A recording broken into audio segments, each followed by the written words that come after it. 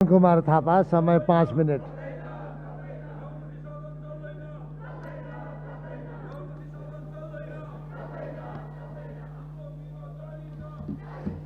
सम्माननीय सभामुख महोदय, यत्रो राष्ट्रिय महत्त्वको विषयमा छलफल चलिरहँदै गर्दा प्रमुख प्रतिपक्षी दल आज सँगै बसेर यो बहसमा भाग लिन पाए हुन्थ्यो भन्ने नेपाली कांग्रेसको चाहना थियो। त्यही अनुरूप हामीले केही प्रयासहरू पनि गर्यौं। हाम्रो प्रयास जारी छ र केही दिनभित्रमा यो संसद सुचारू रूपले चल्ने अवस्था निर्माण गर्न सक्छौं भन्ने हाम्रो अपेक्षा पनि छ। हामीसँग आन्तरिक रूपमा जति स्रोत उपलब्ध छ, साधारण खर्च धान्न पनि पुगिरहेको छैन। आर्थिक विकास, खास गरी पूर्वाधार विकासको लागि राष्ट्रिय आवश्यकता पूरा गर्न बाह्य स्रोत नभइकन हुँदैन। यो बाह्य स्रोत भनेको प्रत्यक्ष वैदेशिक लगानी, ऋण वा अनुदान हो। यो मध्ये लगानी हुने ठाउँमा लगानी, नभए हामीले लिने अनुदानै हो। अनुदान कोसँग लिने? नेपालको असंलग्नता, पञ्चशीलता र संयुक्त राष्ट्रसङ्घको बडापत्रमा आधारित भएर नेपालले जुन सन्तुलित परराष्ट्र नीति बनाएको छ, त्यो नीति र हाम्रो संविधानले मार्गदर्शन जसरी गरेको छ हाम्रो राष्ट्रहित भनेर, त्योसँग प्रतिकूल नहुने गरिकन हाम्रो सबै मित्रहरूसँग सकेसम्म अनुदान लिने हो। हाम्रो परराष्ट्र नीति, घोषित परराष्ट्र नीतिले पनि भन्छ, क्षेत्रीय एवं विश्व शक्ति राष्ट्रहरूको बीचको सामरिक प्रतिस्पर्धाबाट नेपाललाई नकारात्मक प्रभाव हुन दिनुहुन्न। दक्षिण एसियामा सामरिक राष्ट्रहरूको बीचमा प्रतिस्पर्धा छ। यो तथ्यबाट भाग्ने होइन, कसैको छेउ लाग्ने पनि होइन। हामीले यसलाई सामना गर्ने हो र हाम्रो आफ्नो रणनीतिक स्वायत्तता प्रयोग गरेर यो प्रतिस्पर्धाबाट लाभ लिने हो। त्यही भएर 62-63 को परिवर्तन पछाडि हामीले भारतसँग विप्पा गर्यौं, हामीले चीनसँग बिआरआई गर्यौं र हामीले बडो सचेततापूर्वक संयुक्त राज्य अमेरिकासँग एमसीसी गर्यौं। माधव कुमार नेपाल माननीय प्रधानमन्त्री हुनुभएको बेलामा 2066 सालमा प्रारम्भ गरेको, अघि यहाँ आएर बोल्नु हुने माननीय जगन्नाथ खनाल प्रधानमन्त्री हुँदै गर्दा उहाँको मन्त्रीमण्डलले निर्णय गरेर भरतमोहन अधिकारी उप प्रधानमन्त्रीजीलाई अमेरिका पठाएर पहिलो पटक औपचारिक रूपमा हामीले एमसीसीमा राखिदिनको लागि आग्रह गरेको। त्यस पछाडि सुशील कोइराला बाहेक, स्वर्गीय सुशील कोइराला बाहेक यो हलभित्र भएको कुनै राजनीतिक दल कोही बाँकी छैन, कुनै प्रधानमन्त्री बाँकी हुनुहुन्न।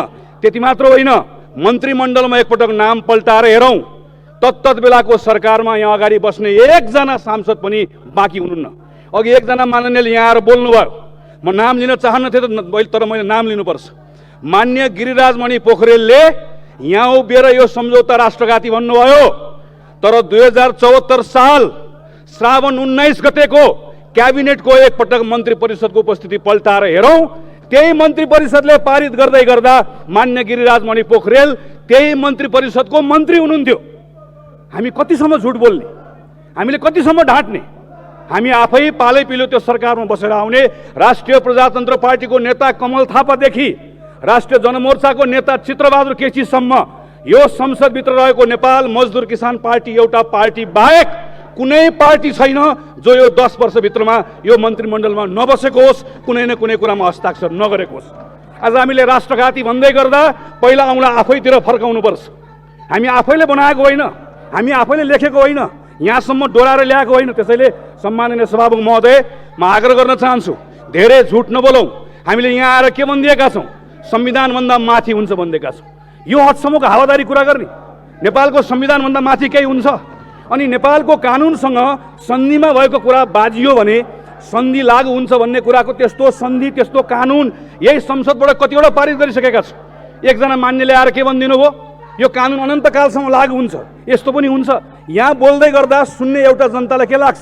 ए हो रहेछ, यो त अमेरिकाको कानुन अनन्तकालसम्म लाग्ने रहेछ।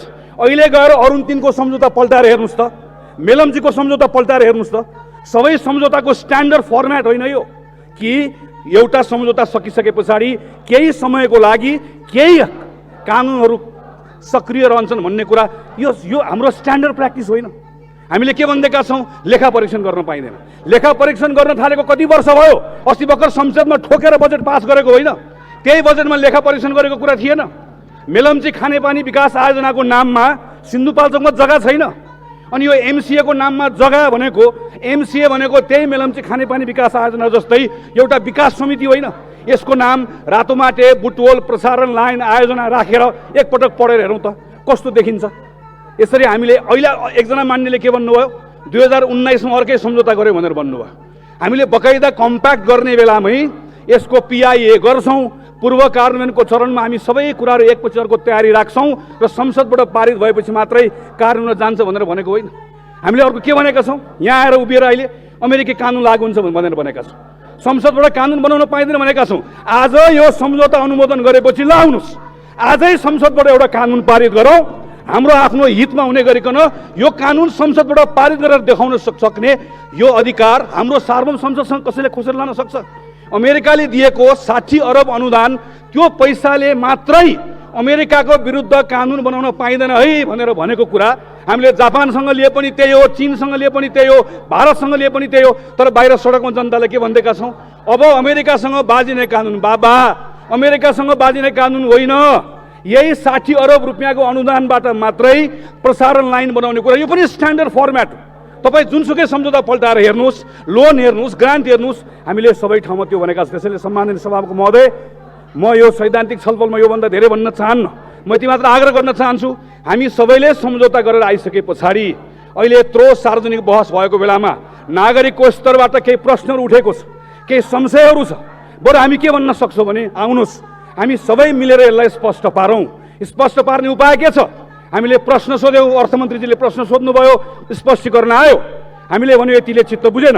त्यसैले हामीलाई प्रचलित अन्तर्राष्ट्रिय कानुनले, नेपालको सन्धि ऐनले पनि एउटा अधिकार दिएको छ कि हामीले गरेको सन्धिमा हामीले आफ्नो बुझाइलाई, हाम्रो आफ्नो व्याख्यालाई बकाइदासँग सन्धि पारित गर्दै गर्दा घोषणा गर्न सक्छौँ। यो घोषणा आज म आग्रह गर्न चाहन्छु, म सम्माननीय सभामुख महोदय मार्फत मान्य मन्त्रीजीलाई भन्न चाहन्छु, नागरिकको स्तरबाट उठेका प्रश्नहरू कति ठिक होलान्, कति प्रश्नहरूको संशय होलान्, तर जेसुकै होस् संसदले आश्वस्त पार्नुपर्छ, सरकारले आश्वस्त पार्नुपर्छ। तपाईँले एउटा व्याख्यात्मक घोषणा सरकारको तर्फबाट बुदागत रूपमा यहाँ प्रस्तुत होस्, त्यो समेत राखेर हामी दफावार छलफल गर्छौँ, त्यसलाई पारित गरौँ। त्यो पारित गरिसके पछाडि संयुक्त राज्य अमेरिकाले मान्छ कि मान्दैन? मान्छ, मान्नुपर्छ, नमानेदेखि सन्धि अगाडि बढ्दैन। किन?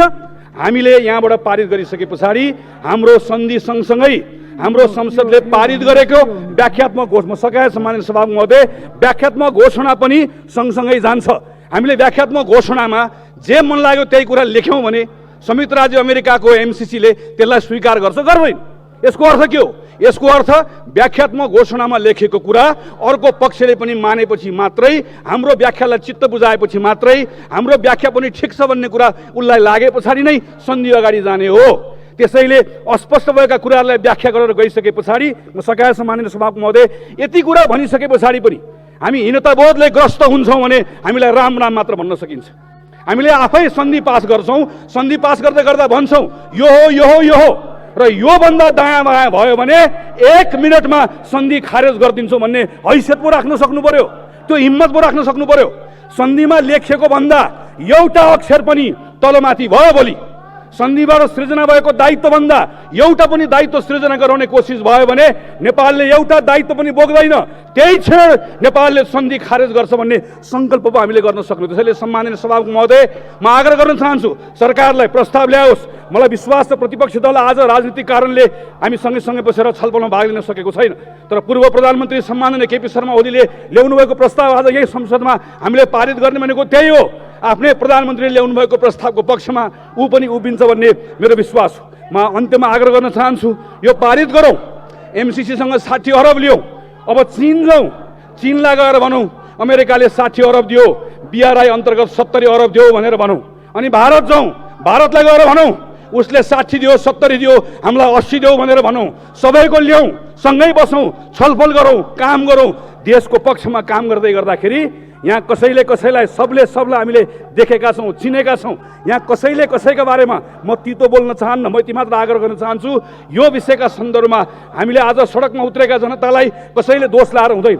तिनलाई विश्वास दिलाउने काम, तिनलाई भर दिने काम, तिनलाई आश्वस्त बनाउने काम, घर फर्कनुहोस्। सिङ्गो नेपालको संसद सत्ता पक्ष प्रतिपक्ष हामी एक ठाउँमा आएर हामीले नै गरेको सन्धि हो यो, यसमा एक ठाउँ पनि तलमाथि हुन दिन्नौँ। तलमाथि केही पर्यो भने सबैभन्दा पहिला हामी बेहोर छौँ भनेर हामीले भनेर उनलाई आश्वस्त बनाउनु पर्ने ठाउँमा यो मञ्चमा आएर अझै उनलाई उचाल्छौँ भने त्योभन्दा गैर जिम्मेवारी पर्ने कुरा केही हुन सक्दैन। मन्त्री परिषदमा आफै बस्ने, हिजो आफै निर्णय गरेर आउने, अनि यहाँ आइसके पछाडि अहिले आएर लाज नमानिकन, सङ्कोच नमानिकन भन्छौँ भने हामीभन्दा गलत कोही हुन सक्दैन। त्यसैले सम्माननीय सभामुख महोदय, म एकपटक फेरि अन्त्यमा आग्रह गर्न चाहन्छु, यो सन्धिलाई अगाडि बढाउने क्रममा उठेका प्रश्नहरूको व्याख्यात्मक घोषणा, इन्टरप्रेट गर्ने इन्टरप्रिटेटिभ डिक्लेरेसन सरकारले ल्याओस्, त्यो सहित छलफल गरौँ, त्यो सहित मात्रै यस सन्धिलाई पारित गरौँ। यसको लागि आग्रह गर्न चाहन्छु। धन्यवाद। जय नेपाल।